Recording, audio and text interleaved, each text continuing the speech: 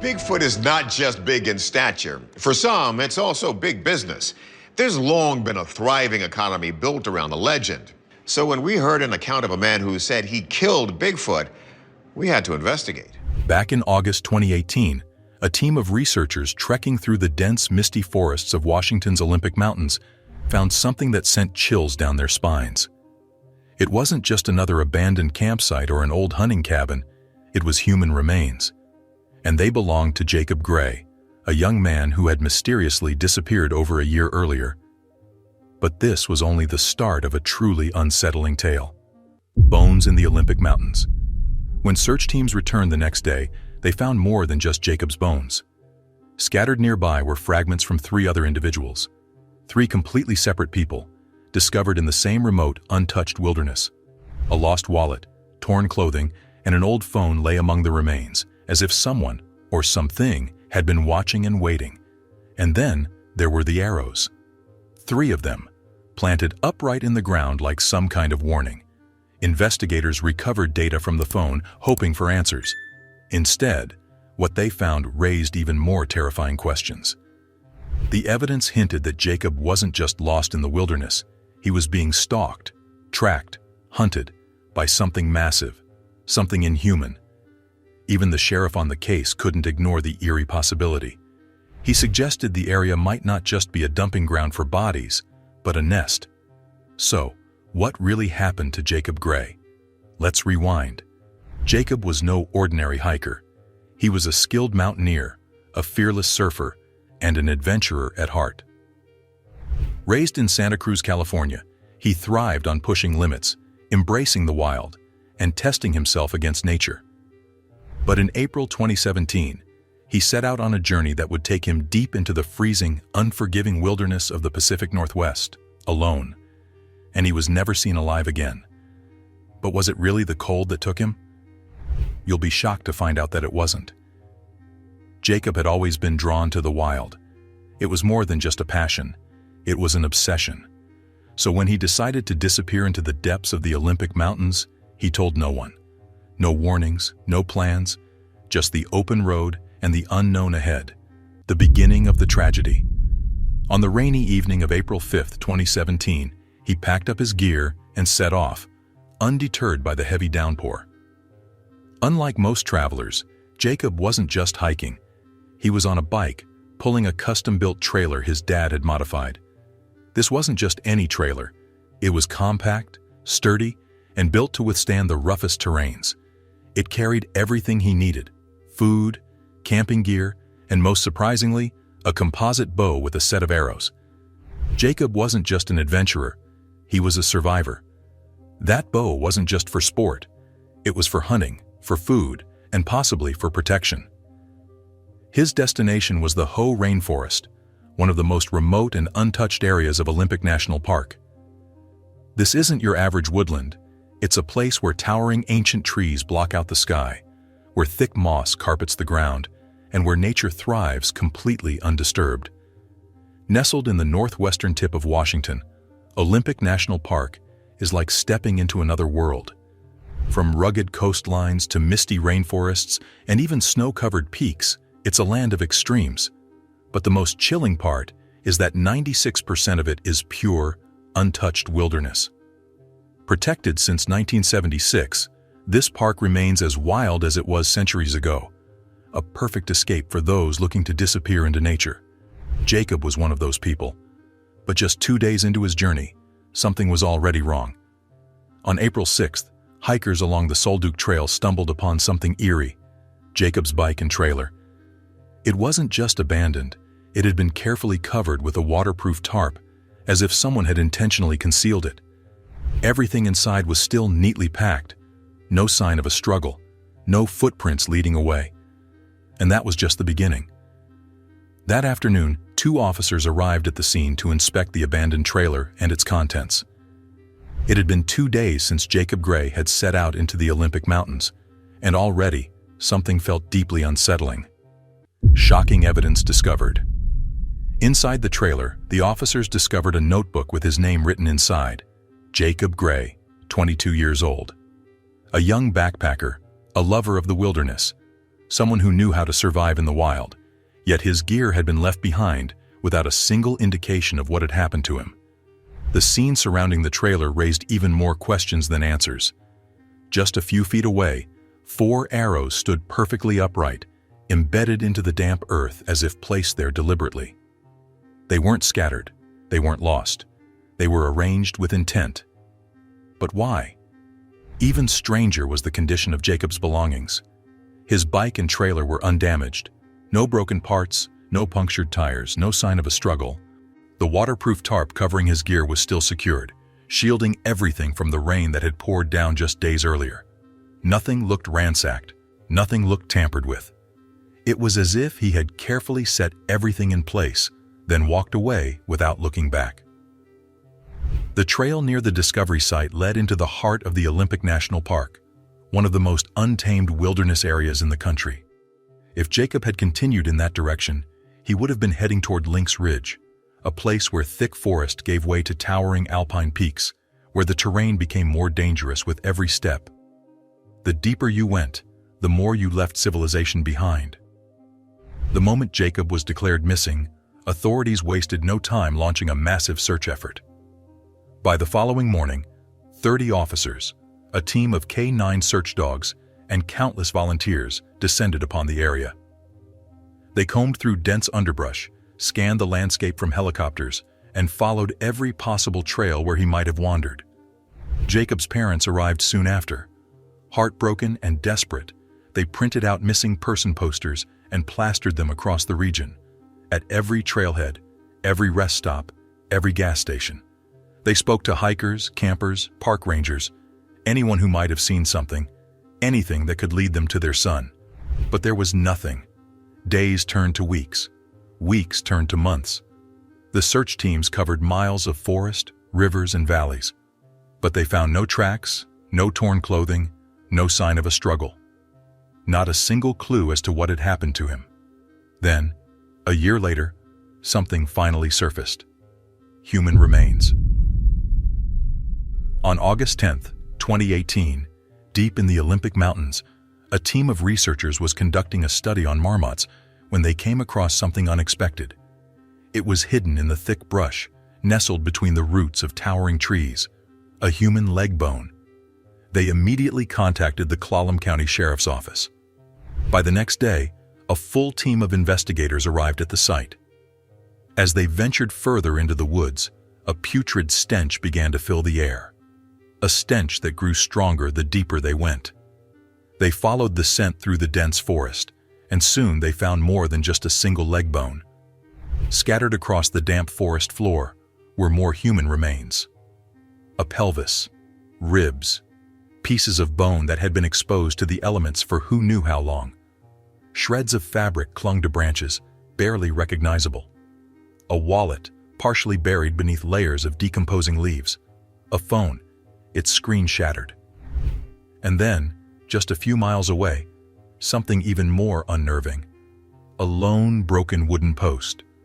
Beside it, a backpack, still zipped shut, containing a water filter, canned food, and other supplies that should have been enough to sustain someone in the wild.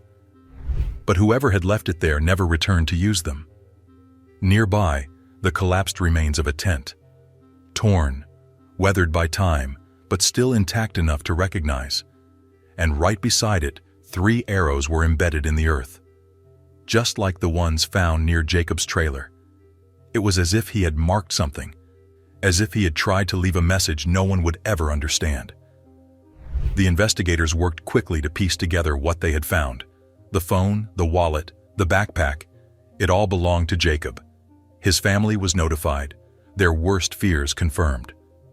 Their son was gone. But then came the real shock. According to Sheriff Will, the bones they found didn't all belong to Jacob. Some of them did, yes, but others didn't. Among the remains, the coroner identified bones that had been there much longer. 2 different sets. 2 different people. A 34-year-old hunter named Maxime Jacques, missing since 2010. A 33-year-old hiker, Diane Bonneau, who had vanished in 2012. Maxime had disappeared without a trace while hunting in the same area. Diane had gone missing on a solo hike through the park, never seen again.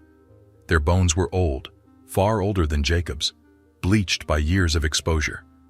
Time had worn them down, but somehow they had all ended up here in this same remote stretch of forest. 3 people, 3 different disappearances, all in the same place. A stalker in the wild. The discovery site wasn't a campsite, not even close. It was 11 miles off the Solduke Trail, deep in the heart of Olympic National Park's unforgiving wilderness. At an elevation of 6,000 feet, this was no place for an unprepared hiker to survive. The terrain was brutal, the temperature shifts extreme, and the landscape so dangerous that even professional climbers would struggle to navigate it. The sheer isolation of the area was staggering, and yet this was where they found Jacob Gray. There were no signs of human activity anywhere nearby. No makeshift fire pits, no discarded food wrappers, no remnants of an old shelter. If someone had been living out here, hunting, stalking, waiting, there would have been something. A hidden camp, a cave, anything. But there was nothing. If a serial killer had been behind these disappearances, they would have to be a ghost. No tracks, no shelter, no way to survive in an environment that would kill the average person in days. And then, there was the way Jacob's belongings had been left behind. A murderer wouldn't just dump a victim's personal items in plain sight. The backpack was zipped shut, still packed with supplies. His wallet was there too, untouched. Cash, credit cards, everything intact. A careful, methodical killer wouldn't have left those things behind. They would have taken the money, destroyed the evidence. But instead, Jacob's things were left there as if he had placed them himself before vanishing into the void. And it wasn't just Jacob. Maxime Jacques had disappeared in 2010, had serious survival skills. He had gone missing while tracking game in this very region, carrying a high-caliber rifle and a machete. He wasn't just another inexperienced hiker. He knew the wilderness. He knew how to survive. And yet, something out here had taken him down. When investigators found his remains, something about the way they were scattered chilled them to the bone.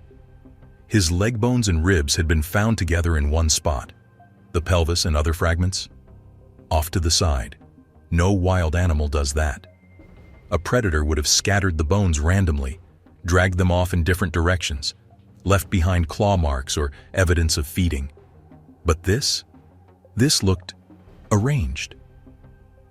Diane Bonneau, the third known victim, had vanished in 2012 while hiking solo through the Olympic Mountains.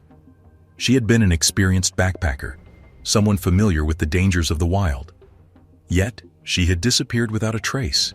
Until now. 3 different people, 3 different years, all leading to the same isolated place. Then investigators stumbled upon something else, something that changed everything. Buried deep within Jacob's phone data was a short video, just a few seconds of footage. But what it showed made the officers stop cold. It wasn't a blurry, shaky recording of the forest. It wasn't a meaningless clip of the sky or trees. It was a creature, covered in black fur, standing upright, watching Jacob's tent. Jacob hadn't filmed it directly. He had been watching it from a distance, recording through a telescope lens. That meant whatever this thing was, he had spotted it first, and he had kept his distance. The realization sent a chill through the search team. Had Jacob known he was being watched? Had he tried to document what he saw, leaving behind a final clue before he vanished? When Tanya Barba, a leading Bigfoot researcher, saw the footage, she made a bold claim. She believed Jacob, and possibly the others, had been hunted, killed, eaten, by something that shouldn't exist. Tanya wasn't just some online conspiracy theorist. She was part of one of the most well-known Bigfoot research organizations in the world, a group that had been investigating disappearances in remote forests since 2008. Their team had studied hundreds of cases, people vanishing without a trace in national parks, sometimes leaving behind eerie signs that defied explanation. To her, Jacob's case wasn't an isolated incident. It was part of a pattern. She took her findings to the police, presenting them with her theory. But even with this new lead, this chilling, unexplainable evidence, Authorities could not determine exactly what had happened to Jacob, Maxim, or Diane. The forest had swallowed them whole, and whatever had done, it was still out there. Unanswered 911 call. As investigators dug deeper into Jacob's phone, they found yet another disturbing clue. A call he had tried to make to 911 on the night of April 5th. Unfortunately, the call never went through, no doubt due to the terrible reception in the area. But the timing was key. It was clear that Jacob had been in desperate need of help. His last attempt to reach out, to alert someone to whatever was out there in the wilderness with him, had failed. In the days following, Jacob's mother, Laura, sought help from a psychic named May Island, who had been known for assisting families of missing persons, had a chilling vision of what had happened to her son. According to May, Jacob hadn't just been lost in the woods, he had been running for his life. Desperate to escape whatever was chasing him, he had abandoned all his gear in a frantic rush. Tragically, May claimed that Jacob was caught and brought back to the same place from which he had tried to flee. But what had chased him? According to May, it wasn't human. In fact, she suggested that it might have been the very creature Jacob had filmed in that strange video, a creature far beyond the ordinary. The connections between May's vision and Tanya's Bigfoot theory seemed more and more plausible, but the case still raised a lot of questions. If Jacob had been killed by Bigfoot, then why had his trailer and bike been found 11 miles away from where his remains were discovered? And why were there stakes driven into the ground near both the trailer and the spot where his bones were scattered? What had Jacob been trying to do? What really happened to Jacob? Looking closer at Jacob's path, it became clear that something had gone terribly wrong. Based on his route, he had been traveling southeast from the Stalked Trail towards the nearby Woe campground. Our guess is that on the night of April 4th, Jacob had ridden his bike while pulling his trailer, reaching the Stalked Trail before something changed in his journey. At a certain point, his bike and trailer couldn't go any further. He had to leave them behind. He had packed only the essentials: a water filter, a backpack with his tent, his bow, and arrows. With great care, he hid the bike and trailer in the tall grass, leaving a waterproof tarp behind and marking the spot with a stick, as if he was signaling for people not to disturb his things. He had filmed a video showing that he had set up camp in a secluded area, seemingly secure for the night. But then, something terrifying happened. On the night of April 5th, Jacob heard strange noises outside his tent. Filled with fear, he ran out into the night, hoping to escape whatever was stalking him. The next morning, on April 6th, Jacob filmed something that would haunt investigators.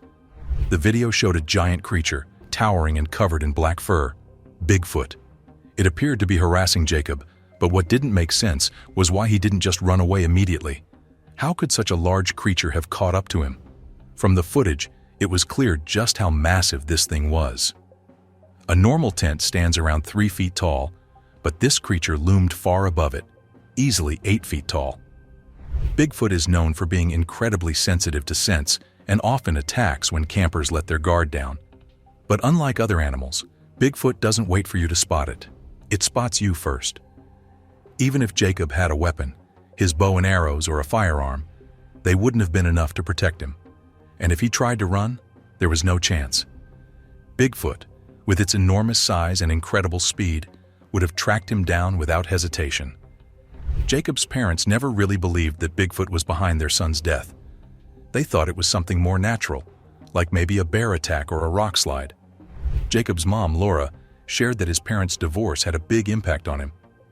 He started to show signs of depression, and even though his dad, Randy, was worried, he sent Jacob to community college.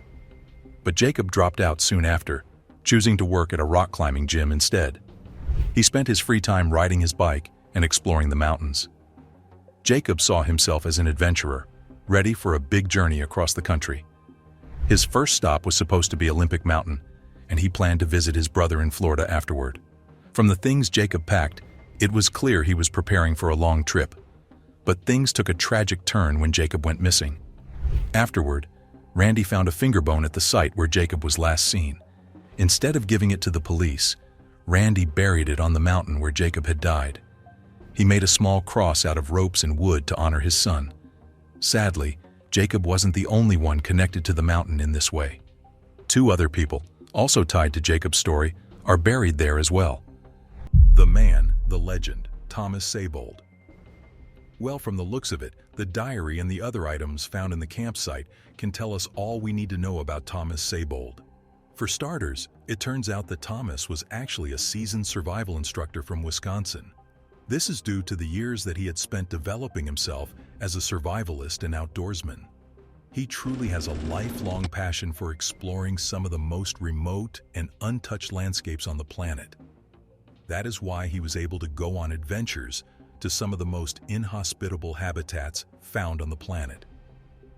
Due to his skills as a survivalist, he gained a reputation for being able to craft shelters from snow, start fires with friction, and start fires in some of the most impossible situations, as he sought to survive alone in conditions as freezing as -25 degrees Fahrenheit for weeks at a time. Indeed, his friends and family would tell you that if there was a man that would be able to survive the most miserable conditions out there, it was Thomas Saybold. That is why it must have been too difficult to believe that he actually lost his life while he was out there in what proved to be his element. Some foul play must be at hand. To learn more about him, some were able to extract information from his social media accounts. This is because he used to let us know all about his experiences on those journeys on his social media accounts.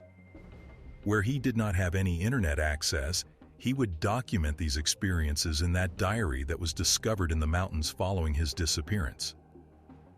It is perhaps due to his entries on his social media accounts that we knew of his goal of getting to the previously mentioned gates of the Arctic National Park. Turns out that this park may have attracted people like Saybold because this is the largest national nature reserve in the entire country. Indeed, it is even the second largest forest park on the entire planet. This is probably because it covers a landmass of about 8.47 million acres. That is actually the size of the country of Belgium. Wild stuff, huh? Aside from its massive landmass, another thing that seems to add to the reputation of this huge national park is how its ecosystem seems to be untouched by man. Perhaps that is why it has a reputation for being on the edge of the world. Thanks to this, you'd find that creatures such as caribou, bears, wolves, and the likes thrive here in peace. The place is deemed to be so remote that some believe that this could be one of the best hotspots for the legendary cryptid known as Bigfoot. Whatever the case may be, all we know about this place right now in respect of Thomas Saybold was that this was his last known location. The only thing the authorities could do at the time of his disappearance is to go looking for him. The search for Thomas Saybold. Once the authorities got wind of the disappearance of Thomas Saybold, they decided to focus their search on the area where he was last spotted. To be honest, they did their best. They spent about 13 days looking for the man with all the resources that they had at their disposal. Unfortunately, they had to deal with the terrible conditions found in the area. The extreme cold and snowy terrain just made the search too difficult to yield the results that we all wanted. Indeed, it didn't take too long for the search mission to be suspended. At a certain point, the safety of the search team was being put at risk. With that in mind, the officials began to suggest that Thomas Saybold must have gotten lost in the vast forest while he was out there. This was quite unfortunate, especially due to the experience of someone such as Thomas, who was a well-known survivalist and outdoorsman. That said, the harsh conditions found in such places exposes anyone to certain risks, despite their experiences. To make matters worse, those harsh conditions would prove to add to the difficulty of finding the poor man's remains if they were truly out there. As difficult as it was for the authorities to find Thomas's body, they did get some wins, because they eventually did come across the campsite that we mentioned earlier. Apparently, it was discovered when the search party made it to Chandler Lake, a spot located towards the west of the Brook Range up that mountain. As we mentioned earlier, the search team found Thomas's sleeping bag and fragments of denim that was believed to be his jeans. Along the way, they were able to find his camera, cell phone, and his journal. Seeking more answers, the team sifted through the items that they discovered up those mountains. As they went through the photos in the camera and the entries that Thomas made in the diary, the search party began to realize that something truly sinister must have happened to Thomas while he was exploring the area. Turns out that Thomas was making his way up a planned route to a remote village that was known as Kobuk. Small and located close to the Brook Range, Kobuk is the home of only 148 people, and as such, you can see how it was only a checkpoint en route to his main destination. Once he got to Kobuk, Thomas was able to spend some part of the expedition in a temporary shelter known as the Cyber House. Small and quaint, this place must have made the perfect shelter because it was a fully equipped survival base that gave the inhabitants the ability to cook, rest, and live well while still being in the wilderness. Indeed, Thomas was able to make the most of his time in the Cyber House because here he was able to make some entries into that diary of his. In it, he was able to document his deep appreciation for the beauty of nature found in the Alaskan wilderness. Just look at the entry he made on the 15th of September. "The weather is perfect this morning. Words cannot capture the indescribable beauty around me.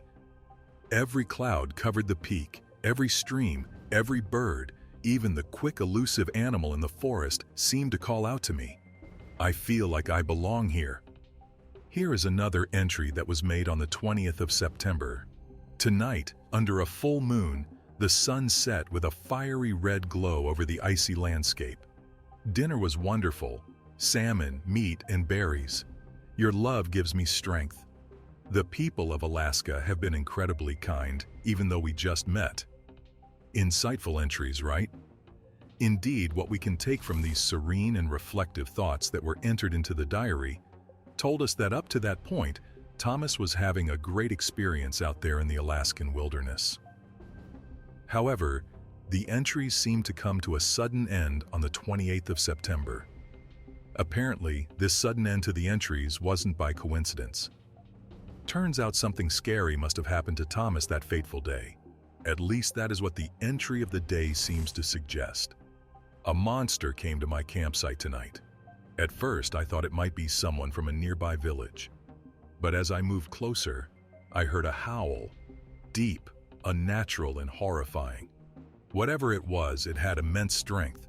I felt like it could rip the cabin apart. I didn't know what to do. I hid inside all night, unable to sleep. Tomorrow morning, I'm leaving immediately." To be honest, some would have fled the scene that same night. However, we know that Thomas did have plans to make the 20-kilometer journey to Chandler Lake after he experienced that frightening encounter with the mysterious monster outside his cabin. Based on his final entry, his plan was to set up a new camp there. Based on said entry, it is also believed that he was also in fear and concerned for his own well-being. Said entry was made on October 11th, and this is what is said. "I have been away from the village for several days now.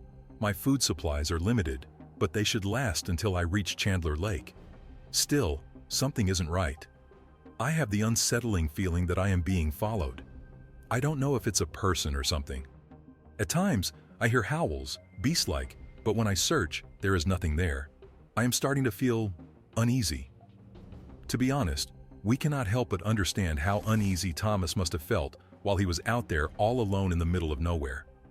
Maybe he was feeling increasingly uneasy because even before the night with the monster, he started to feel that maybe he really wasn't alone out there.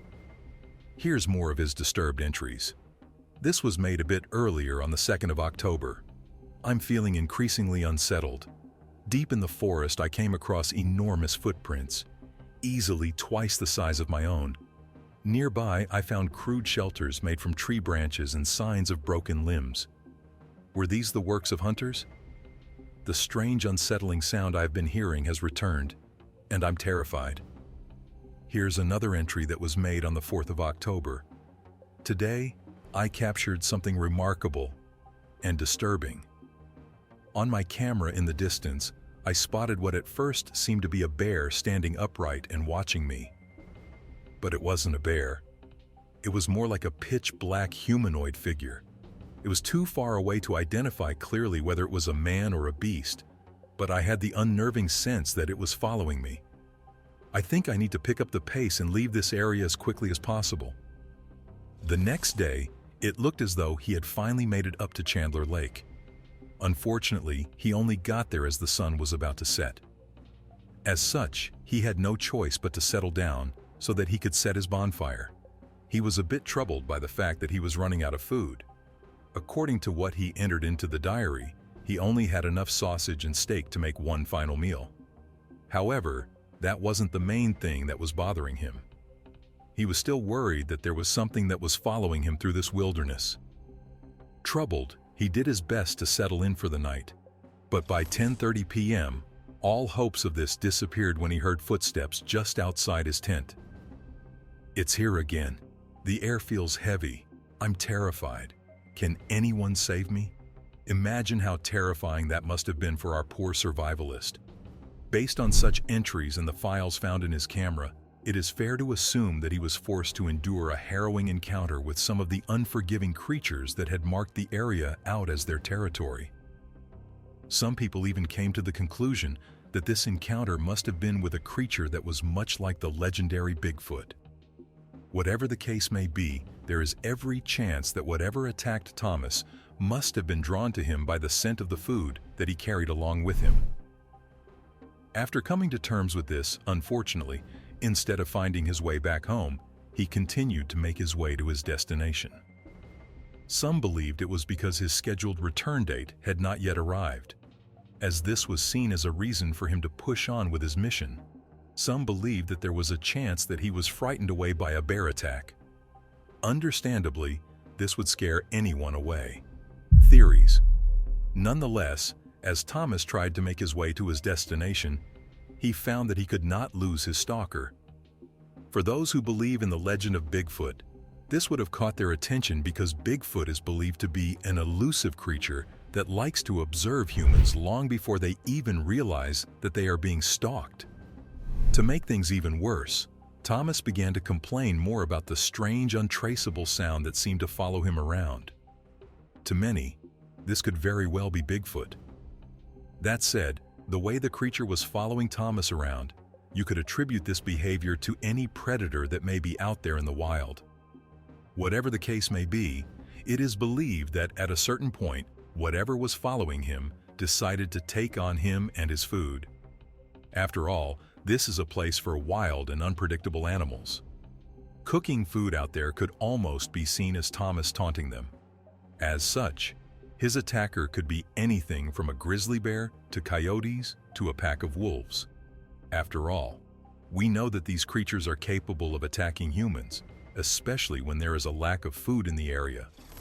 Whatever the case may be, we are all left to make one speculation or the other. This is because although Thomas's camera, and perhaps most importantly his diary, was discovered, we are yet to lay eyes on the poor man's remains. Due to this, his disappearance remains a haunting mystery to all. With that in mind, there are many who have refused to release their grip when it comes to the notion that the legendary Bigfoot attacked Thomas. One of the reasons for this is that Bigfoot is known to search for food all year long.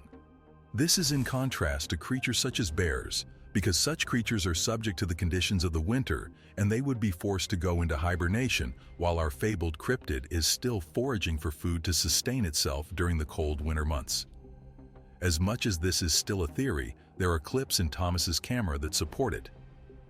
In the first clip, for example, we can see what was recorded on the 28th of September.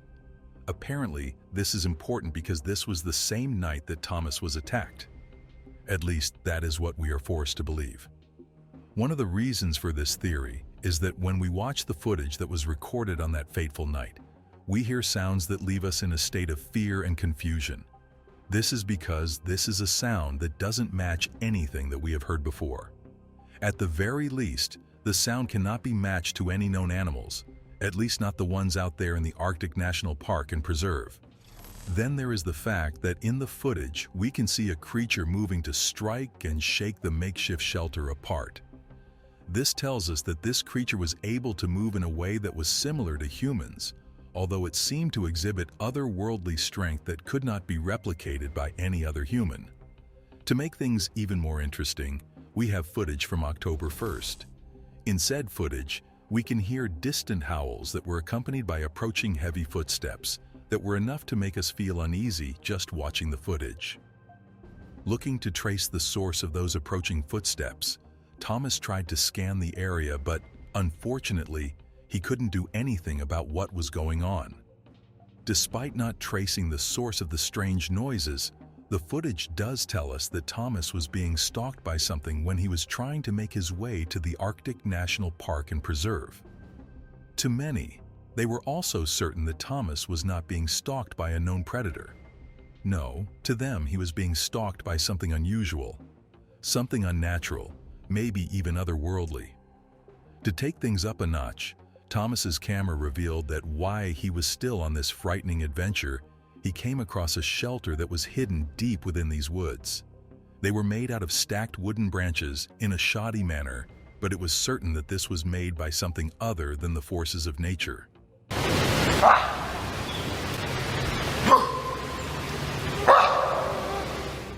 Maybe it was the dark humanoid figure that was standing at a distance when Thomas was recording the events of the day with his camera. Now, the creature in the image is indeterminable because the picture is blurry.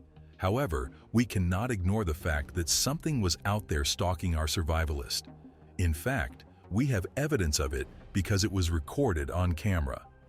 Add the photos of the massive footprints that can be found in the camera, and we may be forced to admit that we have compelling evidence. The problem is, we don't know exactly what we have evidence of. If anything, this just adds to the lore of people disappearing in the area over a long period of time. How do we determine what could be responsible for these disappearances? According to evidence gathered after Thomas Seybold's disappearance, it could be anything from a bear to a wolf. Heck, it could even be the legendary creature known as Bigfoot. From just wanting to explore the wonders of nature found in the Arctic National Park and Preserve to being the subject of a troubling tale of survival and disappearance, here is the story of the mysterious disappearance of a survivalist after a terrifying Bigfoot encounter.